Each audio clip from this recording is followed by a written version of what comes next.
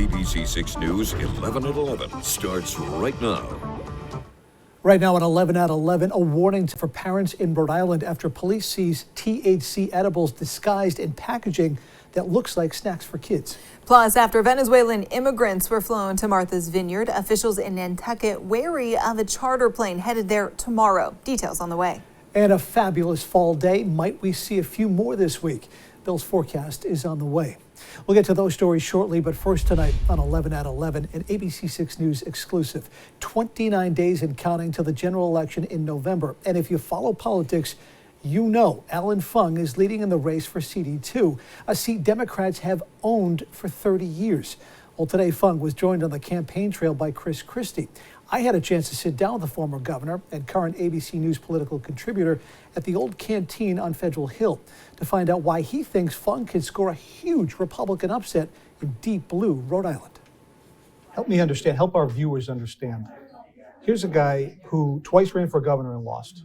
Yet here he is less than 4 weeks from election day. He's got a 6-point lead in a district that President Biden won by 14%. Jim Langevin had 17%. Is it more about Alan Fung, or is it maybe not a lot of enthusiasm for Seth Magaziner? I think it has more to do with Alan Fung, but I would also say it has to do with the times we're in right now.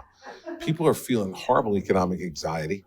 They see the inflation that's going on, how much it costs them at the supermarket, how much it costs them at the gas pump, and they're feeling that. And I think that they feel like Alan will be a common sense guy who will go down there and not just vote with leadership all the time, but will vote for what's best for Rhode Islanders. If the Republicans gain control of the House, which if Alan wins certainly helps that cause, they're going to cut Social Security, they're going to pass a national abortion ban, and Alan will basically be a yes man by default if for nothing else. How does he fight against that? Keep speaking out and telling the truth. And I will tell you, I asked him about it flat out on a national abortion ban, and he said, absolutely not. Alan will vote his conscience, and he will not just vote whatever way Kevin McCarthy or whoever the speaker is tells him to vote. He will vote what he thinks is right, because he knows if he doesn't, that Rhode Island will take him home. They're not going to let him go down there and be something that they don't want. What does he need to do between now and November 8th to bring this home? He's got to do two things. One, something that he does naturally, he's got to work really hard. I mean, you can't look like you're taking any lead for granted here. And second, he's got to be out there letting people hear from him directly, not just on TV. Governor Christie predicts there will be a Biden backlash in November, helping Republicans take the House. He thinks the Senate will be a jump ball, as he called it, could go either way.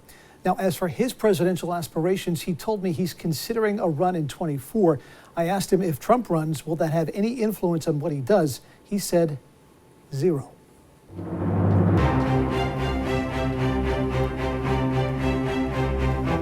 The endorsement of Governor Christie just adding to the intrigue of the Fung Magaziner race. Good evening, and thank you for joining us tonight. I'm John DeLuca. And I'm Tiffany Murphy. That race attracting national attention, with the major parties spending millions to claim what could be a pivotal seat in who controls the House.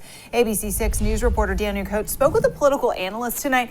He joins us live in the newsroom to continue our team coverage. Daniel?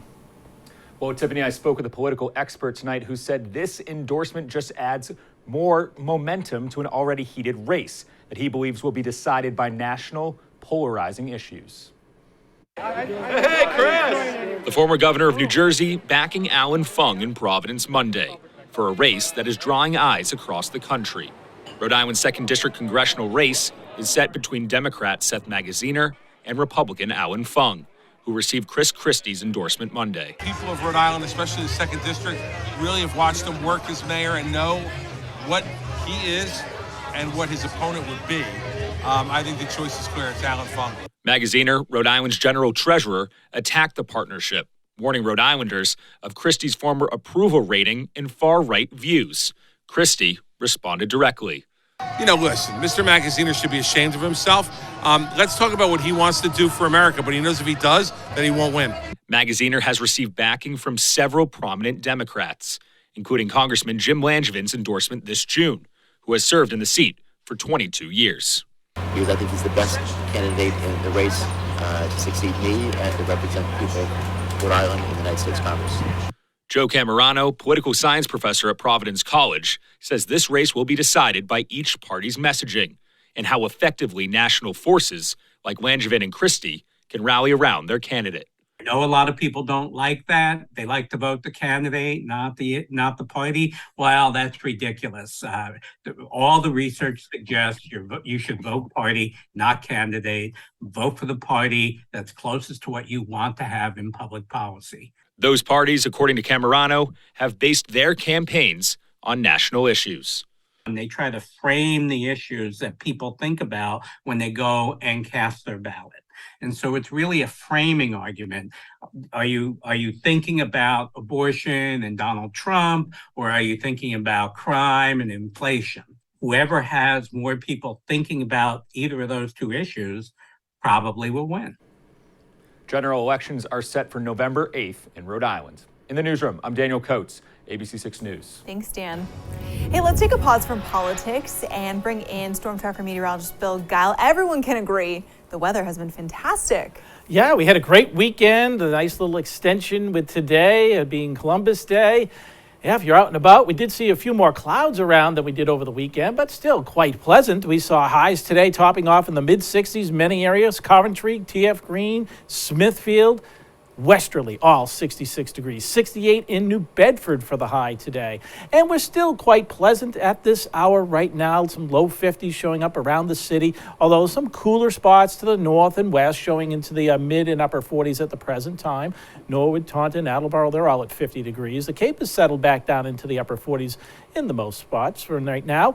We did have some of those clouds around earlier this evening. Most of them are all gone now, and yes, there were a few countable raindrops that showed up right around 7:30 this evening in the city. At the bus stop tomorrow morning, starting off around 46 degrees, lots of sunshine, heading home, warmer finish. You'll be seeing temperatures in the upper 60s at that point, and here's how the day plays out. A little cool start, but warming up quickly through the midday and into the afternoon with plenty of sunshine. How long will that warming trend continue? And when's our next threat of rain? I've got your forecast coming up in just a bit. John? All right, Bill, thank you. New tonight on 11 at 11, 2 juveniles now in the hospital after a double shooting in Roxbury. According to police, it happened shortly after noontime today. One victim has multiple gunshot wounds. He was found behind a building on Washington Street. The other victim found inside an apartment on Cobden Street. One of them suffered life-threatening injuries. So far, no arrests have been made. Now to developing news out of Fall River. A man shot to death outside a bar in Fall River. It happened at Riverside Sports Bar and Restaurant right there on Rodman Street early Sunday morning. 45-year-old Jose Zelaya was found shot outside. He died at the hospital. An eyewitness to the aftermath of the violence spoke with ABC6 News. In the back, there was a man laying on the ground. There was one cop in the back. There was a bunch of civilians. They all left. They were leaving. 2 arrests so far. 42-year-old Luis Colon is charged with assault and battery with a dangerous weapon. 23-year-old Jose Pagan with accessory after the fact to an assault and battery by discharge of a firearm. Now, at this point, though, neither of them are charged with murder.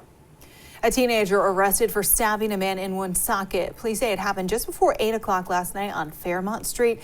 They say a 16-year-old stabbed a 26-year-old man. That victim suffered non-life-threatening injuries. The 16-year-old was charged with felony assault.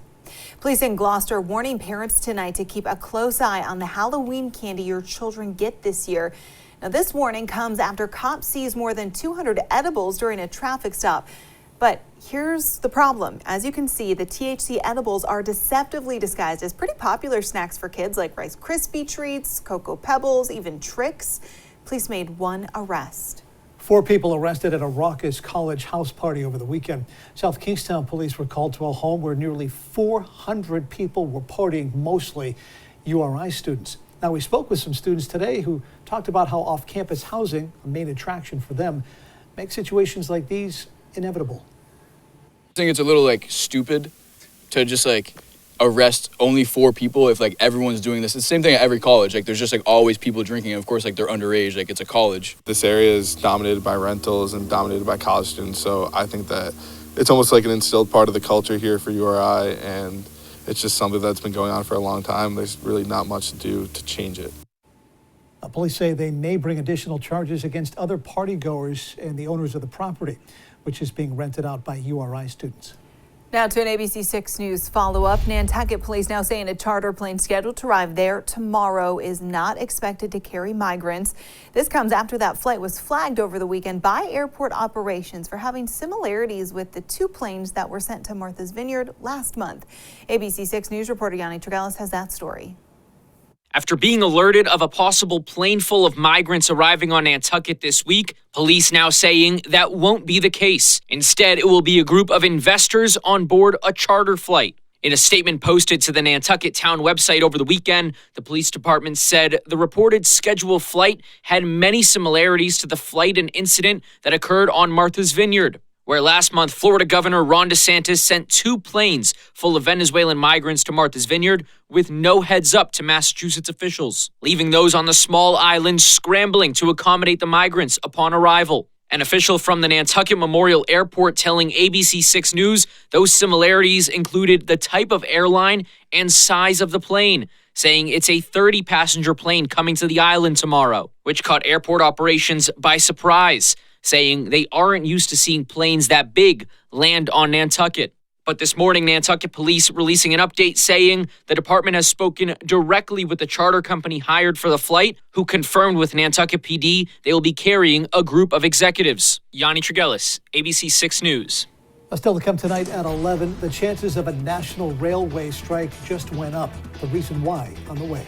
Plus, over a dozen major airports in the U.S. attacked by hackers who officials say is to blame. And the residue on your fingers after eating Cheetos has now been immortalized in Canada. The odd reason it ended up there.